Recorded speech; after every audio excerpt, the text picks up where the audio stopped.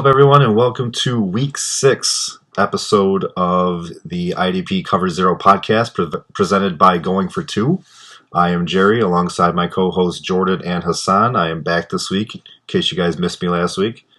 You can follow us on Twitter. It's up at the top of the screen at Cover Zero GF2. And then all of our personal Twitters are right below our names, or right below our pictures here. So if you want to follow each of us individually, we'll be tweeting out some of the same stuff that we tweet out on the Cover Zero, along with some other offensive plays and stuff like that. Not offensive, but offensive. Let's get into the news and injuries for Week 6. Couple big really the only big thing that happened during the week was Deion Jones was traded from Atlanta to Cleveland for a late round pick. I believe they got a 6th round pick for that. And there's a chance that he suits up as early as this week against New England. So that'll be interesting to see. He hasn't played this year. He was out for a lot of last year too. Cleveland facing some linebacker injuries of their own. This is a huge pickup for them. I think that I don't know if he's going to be very successful this week, but just over the course of the season, keep an eye on him. Definitely somebody to monitor if he's floating around on your waiver wires. Keep an eye on Josie Jewell, the linebacker for the Broncos. Hasan, you did the linebacker rankings. He had him around the 2022 range, but they don't have the early injury reports for Monday's game against the Chargers yet. Broncos and Chargers, they play Monday night. So just keep an eye on him. You may need to pivot, may need to have a backup plan, whether that's going with somebody for Sunday's game and just completely just not playing Jewel, or finding somebody in that game, Chargers and Broncos on Monday. And then Ronald Darby, K'Lavon Chason, and Marcus Williams have all been placed in IR this week. Darby is done for the season with a torn ACL. Marcus Williams, there's a chance that he comes back, but he's at least going to miss 4 games with the IR. Going into the injuries for this week, it's a huge list, so I'll just rattle them off. If you guys have any that I may have missed or anything that just sticks out to you, feel free to butt in. But so for outs, we got Eric Armstead, Javon Kinlaw, Emmanuel Mosley, Jimmy Ward, Michael Walker, Josh Uche, Jadeveon Clowney, Denzel Ward, Jermaine Johnson, Kwity Paye, Shaq Leonard, Marshawn Lattimore, Justin Houston, Akeem Hicks, Sean Murphy-Bunting, Logan Ryan, Levi Wallace, Minka Fitzpatrick, Cameron Sutton, Trayvon Mullen, Rashad Fenton, and Brian Cook. So those players are all out this week. A lot of big names on there, Minka being a huge one, Levi Wallace and Cameron Sutton, all 3 of them from the Steelers in that secondary, being big ones. Talk about them a little bit later. Doubtful is Azeez Ojulari of the Giants. A lot of times doubtful means he's out, so maybe have a pivot plan there. And then questionable, check Sunday morning when the outs come out. But you got Nick Bosa, Lawrence Guy, Christian Barmore, Rashawn Gary, Foy Olukin, Julian Blackman, Paulson Adebo. He was a top waiver wire pickup this week. I know I grabbed him in a few leagues. Leonard Williams, Mike Edwards, Frankie Louvu, J.C. Horn, Dante Jackson, C.J. Henderson, Aaron Donald, Byron Murphy, Shelby Harris, Artie Burns, and Jordan Phillips. Going into Week 6, tons of injuries. But yeah, keep an eye on all those guys. The questionables, there's really a good chance that they play. The outs, obviously they're out. Azeez Ojulari, doubtful. Good chance he's out. He's already missed some time this year. So he's just been kind of up and down in the injury department. And unless you guys got anything on the injury side, we will get into the waivers. Hasan, you got any injuries you want to add?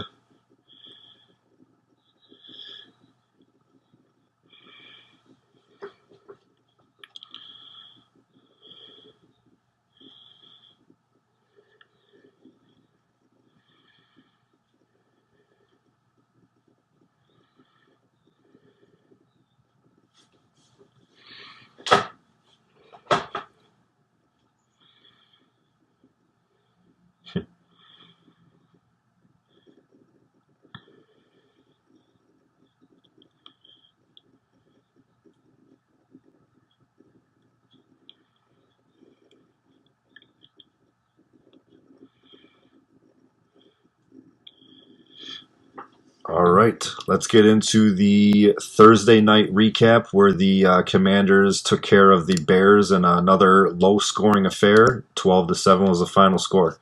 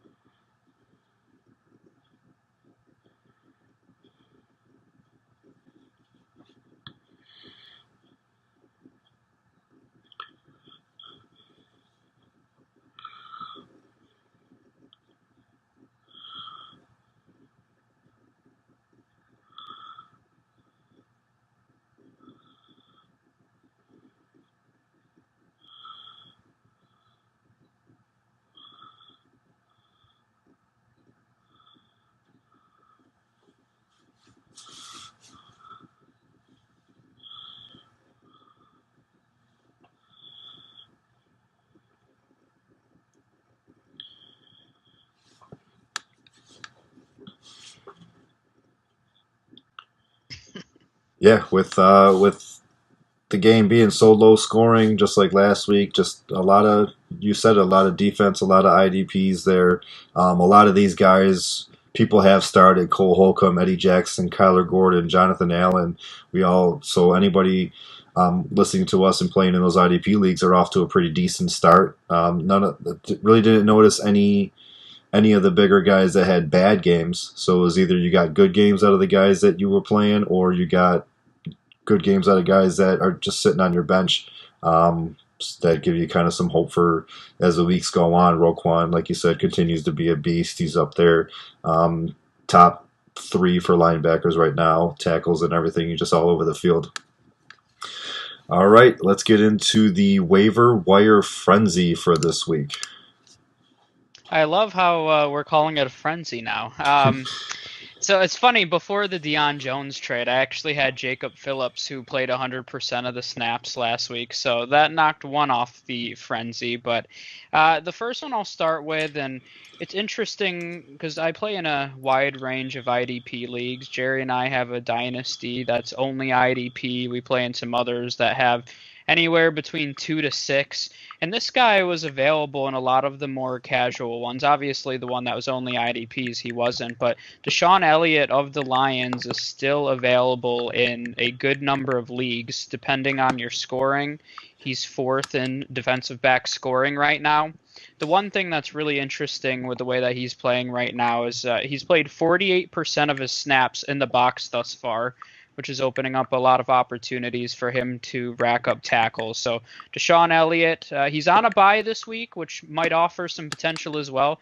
You might see some people who don't want to house multiple IDPs or have backups that just dump him because he's on a bye. So I'd keep an eye out for that because he's been very effective, and there's no reason he won't be moving forward. On the defensive line, I had a guy that played last night and racked up a sack, as Hasan just mentioned, Montez Sweat. He's back-to-back weeks with a sack. You also have Chase Young, his return looming, which I think is only going to benefit and take attention away from Montez Sweat. So, big game last night, a big couple of weeks. Looking at the defensive line waiver overall, it's been a little thin over the last few weeks, and Montez Sweat still has a lot of upside sitting on a lot of waiver wires. A second defensive lineman I'll throw in there. We talked about him from last Thursday's game. Was Baron Browning of the Broncos.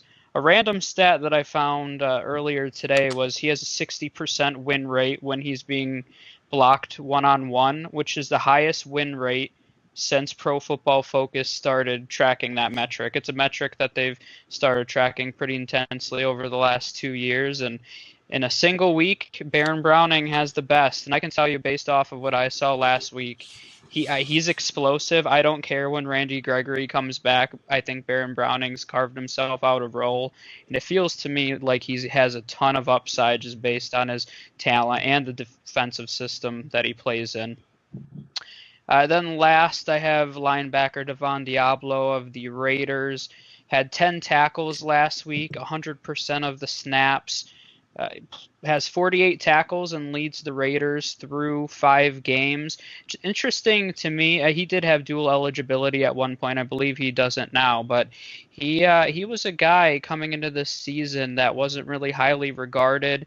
I stashed him in a few leagues just kind of as a depth piece, and thus far he's really led that team on the defensive side, which isn't saying much because they haven't been great defensively, but he's going to have a lot of opportunity with really little competition from anybody else to accumulate a lot of tackles on a weekly basis. He's been kind of a mid-range linebacker 2, back-end linebacker 2 thus far, but now that we're heading into weeks where you're going to see buys, having depth and picking up guys that are consistent is going to be pretty important. All right, that was Waiver Wire Frenzy presented by Jordan. Good little frenzy you got going on there. I paid a lot of money for that spot. All right, let's get into got to do an ad read here. This is going to be for No House Advantage. I've said it a couple times, a couple different podcasts already, but with No House Advantage, just changing the game by offering the most dynamic fantasy sports platform available today. You can play in pick'em style contests versus other people for a shot at winning $150,000 or more.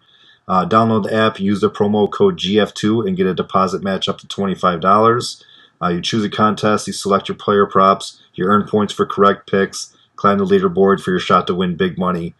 You could also test your skills versus the house and do 20 times your entry if you hit all picks. So they got little challenges amongst other people. Other apps offer the same kind of thing where you just choose different props, and if you get them all right, you multiply your money. You can bet on up to 5 player props, over-unders, individual player matchups across every sport. You got the NFL, NBA is going to be starting soon, MLB, PGA, MMA, NHL also just started. So there's some more sports to add into the arsenal there. NASCAR. Again, the promo code is GF2. Use it at nohouseadvantage.com or download the app, set up an account, and get to playing today. It's October. Plenty of sports are in full swing right now. You got MLB baseball playoffs. NHL just started. NBA starts next week. And, of course, we're going into Week 6 in the NFL. So plenty of sports going on right now. You could just double, triple, quadruple up your money with No House Advantage. I think the way that Hasan and I talked about No House Advantage last week, they should have tripled their user count because we talked about them a lot. Because of you, Jerry, I signed up because you scolded me for not signing up. So I've been using them the last few weeks, and I actually enjoy it quite a bit. Perfect. Yeah, it's a nice little app. I haven't checked to see if I have it downloaded. I don't know if it's legal here in New York though, so that's the only thing is I'm afraid to put money into it and find out that it's not legal. But Darn New Yorkers! I have seen how it works. You actually, I think you won a couple weeks ago on the one contest that you did when you signed up. Let's get into our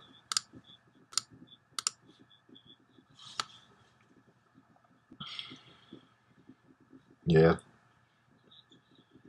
Have to wait till you get back to the States. All right, we're going to get into our weekly twos.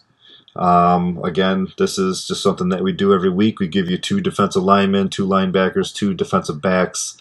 Go just in round robin order. It'll go me, Hasan, and then Jordan. Go over our weekly twos and give you a little reason on why we like these specific players. So I'll start us off with my first defensive lineman. Not really, I don't want to call him a cheat code, but he does have the dual eligibility. It's DJ Wanum of the Vikings. He's plays as a linebacker. He's behind. He's mostly behind Daniil Hunter there, but they got him listed as a defensive lineman. And if you could have a linebacker playing as a defensive lineman, especially on sleeper, that's what you want because you want to maximize your linebacker usage. So any defensive lineman that you could throw in, or any linebackers that you could throw in your defensive lineman positions, and then any linebackers hybrids that you could throw into your defensive back positions, get 4, 5, 6 linebackers in your starting roster as opposed to just the 2 or 3 that your normal leagues will have. That just maximizes your chances for some more tackles. So he plays as a linebacker, but he has DL eligibility on sleeper, so I would be using him as a DL. Um, I wanted to attack a quarterback that has very little experience, and who has less experience than Skylar Thompson of the Miami Dolphins starting this week. He did pop up on the injury report. Wanum did with an illness, so definitely keep an eye on that. But he's got 2.5 sacks this year, 14 tackles, and just around 50% of the snaps too. So he's got some depth ahead of him. He's not an every time. He's not an every down starter, but he does get rotated in, gets about half the game in there, and he's shown that he could get to the quarterback. Skylar he's a little mobile, and we noticed that with early year mobile quarterbacks that they do tend to take a little bit more sacks. Some of them they are elusive. I mean, Lamar could get out of sacks, Jalen Hurts could get out of sacks, but if you could get to them, put a lot of pressure on them, and cause them to go down, and or even just make a mistake because he is fresh to the league, that's definitely something that you want. Um, we have 4 teams on bye. We got one team or 2 teams that already played Thursday night, so we're getting into where we're going to be playing guys like this because it's slim pickings. I mean, injuries. We went over a huge list of injuries. We went over, like I said, 4 teams on bye, 2 teams that already played. So you're looking at guys like DJ Wanum to maybe give you a 10 to 15 point game, depending on your scoring, and you need those under the radar plays. So I like him this week for the Vikings going up against the Dolphins.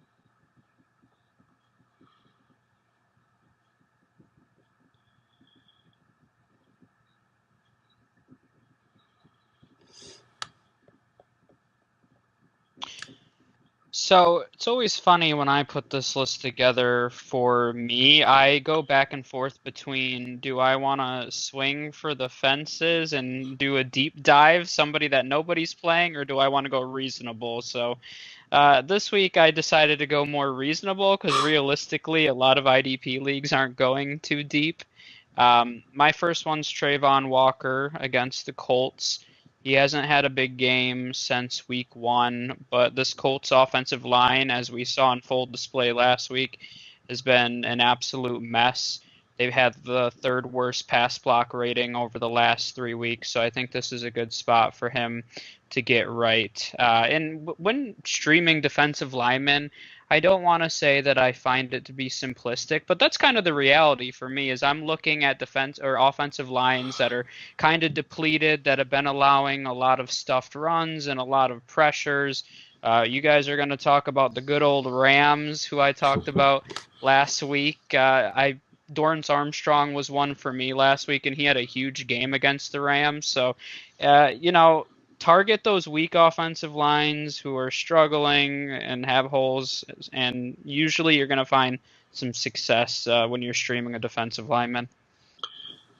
It's funny because I was actually looking into that game to see if I could find anybody that I wanted from that game, because this is the first rematch that we've had this year so far, divisional game. So they've already played back in week 2. So it's nice to see that like they've got a little bit on film and on paper of each other. There wasn't really anybody in that game that kind of stuck out on either side, but I wanted to look into that game and see if I could find anybody. I ended up going with Wanum and this other guy. I got my second defensive lineman is Yetur Gross-Matos, defensive lineman, edge rusher of the Panthers. I wanted to get a piece of this Panthers defensive line going up against the turnstile that we call the Rams offensive line. You already mentioned it. Hasan got into his write-ups first, so he ended up taking another Panthers defensive lineman. I'll let him talk about him in a little bit. So I had to go with somebody else. Brian Burns is in my top 25. I had the defensive line rankings this week, so I didn't really want to go with Brian Burns, even though I could see Burns and Hassan's guy having a slightly better games. So I went with the next man up, YGM. He's still looking for his first sack on the season, and he's got a very realistic chance of getting it this week. We've seen Matt Stafford is getting used to what the field turfs definitely feel like on his back.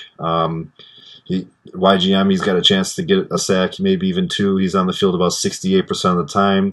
And with guys like Burns and Derek Brown drawing some coverage, we should be able to see YGM find some lanes this week.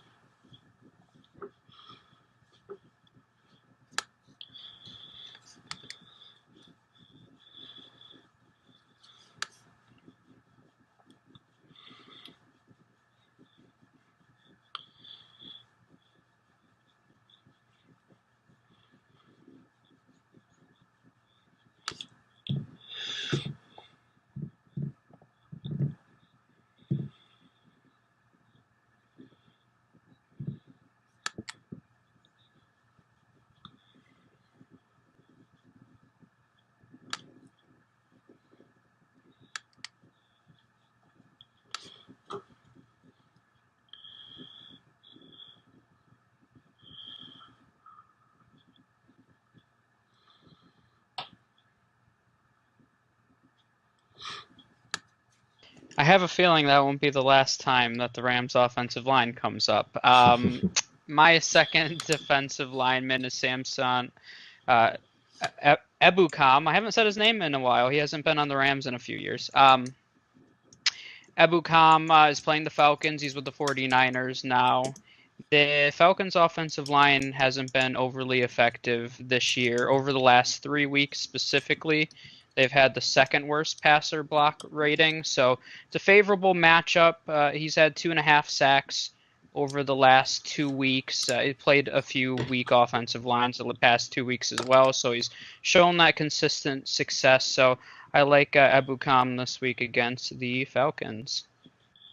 All right, getting into the linebackers, I'm going with Anthony Barr, linebacker for the Cowboys, who happened to play against that Rams offensive line, so you weren't wrong about that, Jordan. They got a Sunday night NFC East showdown versus the Eagles this week. He's got a potential for a ton of linebacker tackles with the way Philly likes to run the ball. Everybody on that Philly offense gets a couple rushes. Micah Parsons is a set-it-and-forget-it type of player in your lineup, so you're not taking him out. So between Barr and Leighton Vander Esch, one of them should provide a solid tackle amount game. Barr's coming off 6 tackles versus the Rams on 65% of snaps. He's at about 67% for the season, and that includes week 1 when he was just getting acclimated with about 54% of the snaps. And so every week since then, he's just gone up. He also saw a little bit of special teams last week, so that opens the door for potentially another tackle or 2. I mean, we're not really counting on that. But yeah, I mean, you got anytime going up against a heavy rush team like the Eagles, where I mean they got 3 to 4 different running backs that run the ball, and then Jalen Hurts running the ball from the quarterback position. I like to attack those linebackers. So Anthony Barr is the one I'm going with for this game.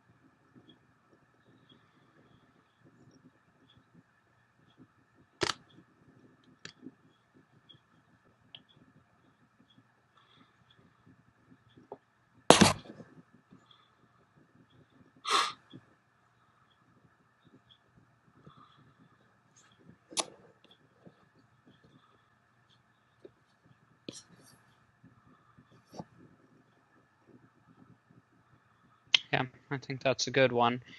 My next one, and this is going to be dependent on whether or not Josie Jewell plays, which I would lean towards no. He still hasn't practiced this week, and they're saying he's week to week. But I think Alex Singleton's going to have a pretty big role for the Broncos this week against the Chargers.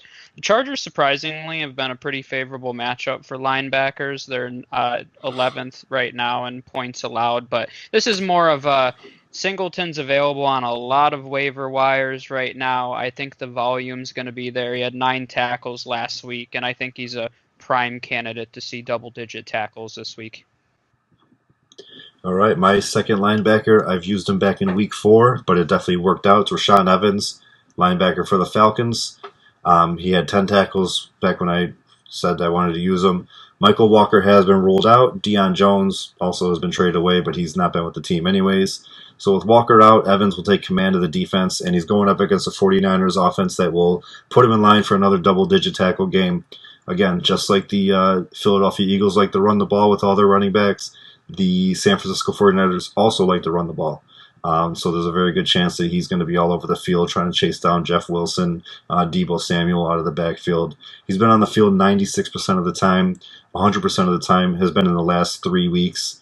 All of those weeks were above 70 snaps too. So I mean, even so, when Atlanta's defense is on the field, they're on the field for a long time. They get a lot of snaps, and that's a lot of opportunity for a guy like Rashon Evans and those linebackers to make some plays happen.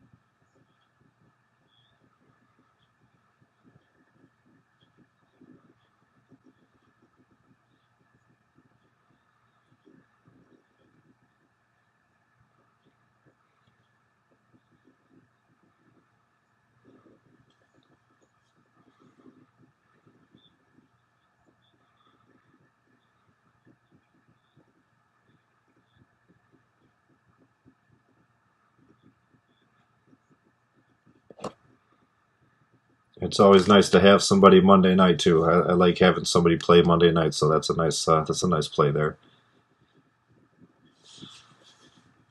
Sure. My last linebacker is Quan Alexander of the Jets going up against the Packers this week. He had his first double-digit tackle game of the season in Week 5 versus the Dolphins. His snaps have kind of steadily increased as he's gotten used to that Jets defensive scheme. Over the last 3 weeks, he's been playing 92% of the snaps. Finally, he hasn't really seen a ton of production until last week, but I think this is one of those cases. I mentioned it in previous weeks where sometimes it just takes production meeting the amount that they're on the field, and I think that's the case for Quan Alexander right now. He's found his role in this defense. And I've read some articles that they attribute a lot of their success defensively over the last few weeks to him just fitting into the scheme more. So, like him, he's on a lot of waiver wires right now, and I think he's got a good chance to repeat his double-digit tackle performance from last week. All right, getting into the DBs. Fool me once, shame on you. Fool me twice, shame on me, but I'm not going to be fooled again. I'm going back to Terrell Edmunds for the third time. Edmunds comes into this game very needy, very necessary. Minka Fitzpatrick has been ruled out. We already talked about the corners that have been ruled out. Tampa, outside of Julio Jones, their wide receivers are actually becoming healthy. Russell Gage logged a full practice. Chris Godwin came back. Mike Evans came back. So they're going to be pretty much fully staffed while the DBs for Pittsburgh are not. So Edmonds needs to have a big game for Pittsburgh to even have a shot at winning this game. Obviously, Kenny Pickett and the offensive weapons that they got a tough task themselves going up against Tampa's defense, but it's the ball's gonna be flying all over the field against Pittsburgh, so that just gives Edmonds every chance to get some numbers there. I mean, you don't care if they necessarily get scored on, unless you're a Pittsburgh fan, but the ball going in his direction, it should give you some chances to get some points out of him, whether it be tackles, double-digit tackles, a couple pass deflections, maybe even an interception on Tom Brady. He's been a little underwhelming this year, 9 solo and 4 assisted tackles, but there's a lot of opportunity this week for a breakout game. So Terrell Edmonds, come on, make me happy this week.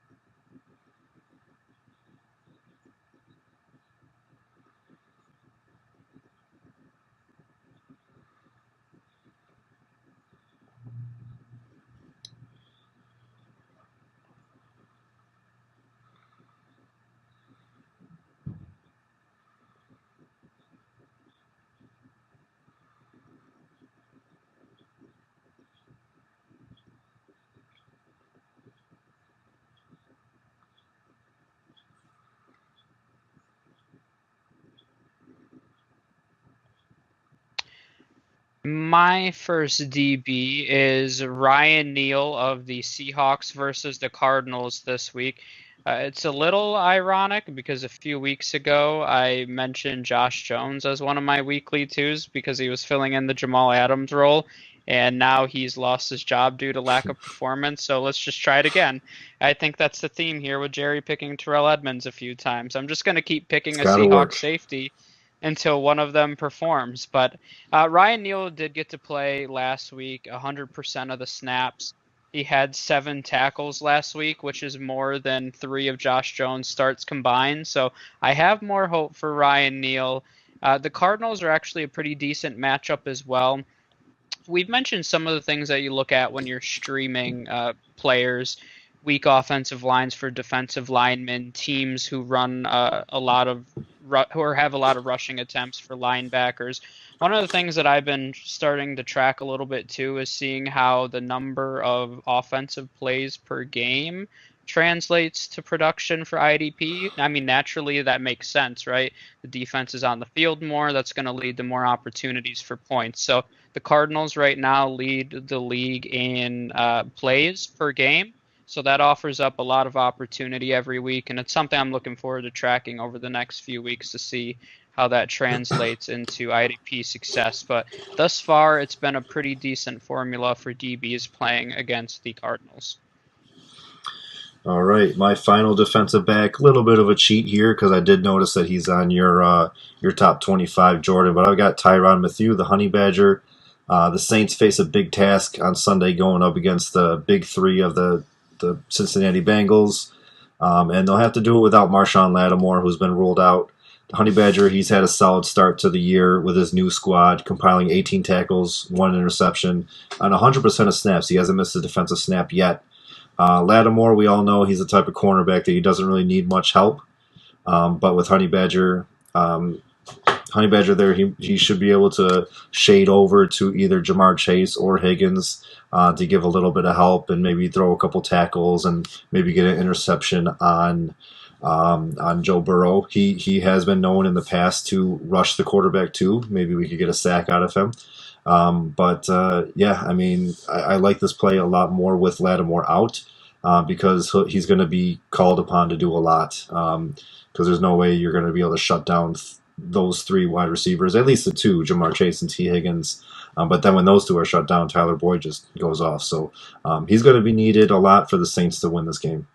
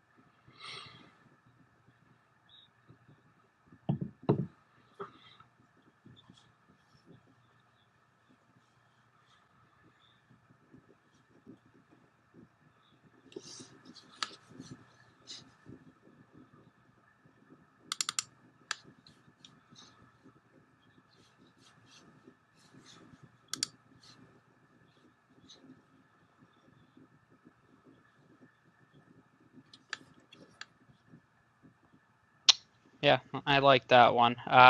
My last defensive back, maybe because I just like his name, is Geno Stone of the Baltimore Ravens. Jerry mentioned Marcus Williams going on IR earlier, which we didn't talk about too in depth, but he's been really good for the Ravens so far, especially for IDP scoring. And the league that we're in, he's 7th in IDP scoring among defensive backs. One of the things that was a little surprising with him going down, a lot of people assumed that Kyle Hamilton was going to step in and start, big prospect coming out of Notre Dame, but they actually announced that Geno Stone's going to be starting for him. So I think that says a lot about the faith that they have in him. Now, by the end of the season, do I expect Geno Stone to be starting? Absolutely not, but we're just talking about week 6 right now. So I think he's got the potential for some short-term production. The Giants have been a pretty favorable matchup for defensive backs. You have the potential for turnovers. This is a team that runs quite a bit, so usually a good matchup for opposing defensive backs. All right, so that does it for the weekly twos. Got a lot of good names on there. A few names that are available on your waivers. Some that you could be able to pick up Sunday morning and just plug and play. Some you might already have on your team, and you may have been between a couple guys, and hopefully maybe that persuades you to go one way or the other. So with that being said, let's get on to our DST streamers that we do once a week. I'm going to kick us off with the Carolina Panthers, of course. Both Hasan and myself chose some individual action in this game. We got a couple of the other players from this game are ranked higher in our weekly rankings. If you want to go check those out on Twitter, we got those out. But so it's only right that I picked them as my DST. One of these weeks, the Rams are going to figure out the offense, and I'm going to get burned streaming against them. But I'm going to take my chances until then. The Panthers are also starting P.J. Walker at quarterback, so there's going to be plenty of DST opportunity with them being on the field. The Panthers are allowing 23 points per game as far as like points against. So, but I mean, you should be able to get some sacks, some interceptions against the Rams to kind of make up for the 23 points that they are allowing, which is in most leagues that's what it drops you down to 3 points that they get off the bat. As far as like their overall score without any extra stuff. So couple interceptions, couple sacks here. The Carolina Panthers, I could see them being around like 10, 11 points when the week ends, depending on how your scoring goes. It's crazy to think, too, the Rams' offense has allowed the most points so far to defensive and special teams units. I mean, that's just insane to me. I'll say in this game, too, the Panthers' defensive front, I do think is a little underrated, and I do think they have some speed and some youth there. So I do think it's a pretty favorable matchup for the Panthers defense.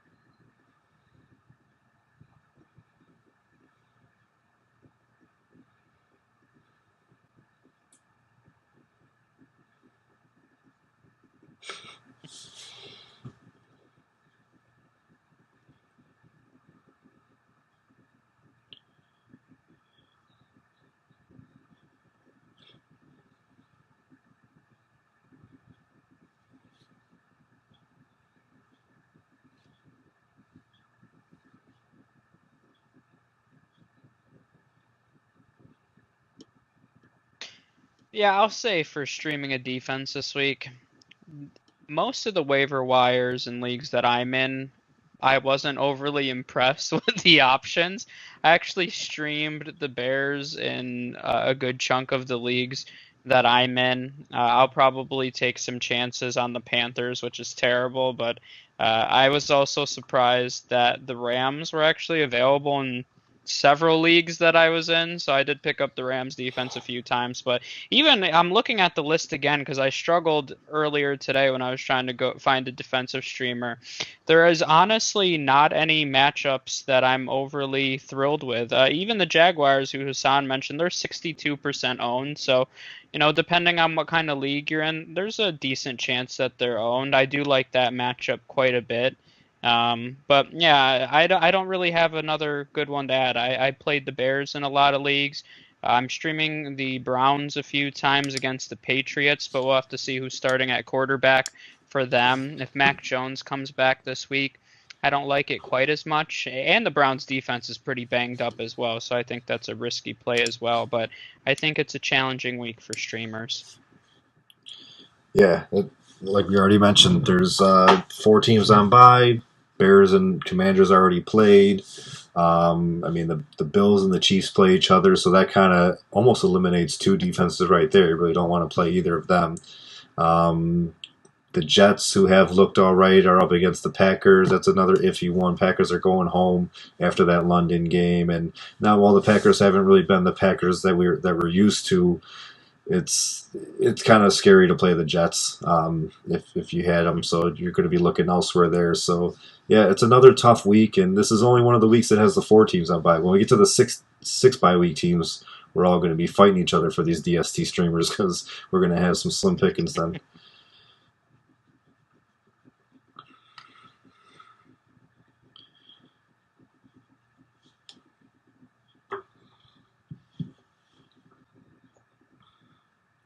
Yeah, a couple sacks, interception, forced fumble. Had a good week, but that was one that you would have had to you would have had to choose Wednesday, Thursday to make sure that you got him in there. But that'll do it for week 6 episode of Going for Two. I am Jerry with Jordan and Hasan. Make sure you check us out on Twitter at Cover0GF2. Check out our Discord. I'll throw the link for that in the YouTube when that goes up. Check us out on YouTube. It's the Going for Two podcast network. So check us out there. You can follow our individual Twitters that we got on the bottom of the screen here. And let us know. Just let us know how the actual video and the performance was. I tried some new things this week. Every segment that we did, I threw, as you guys can see, I threw the name of the segment on the screen. I got right now currently it shows our DST streams, and you see who each of us picked: Panthers, Jags, and Browns. So just let us know. I mean, if you like that extra stuff that we're doing here, and we'll see you guys next week for Week 7. We got a couple big bye weeks coming up. Not next week. I think the first one is Week 9. I think there's 6 on bye.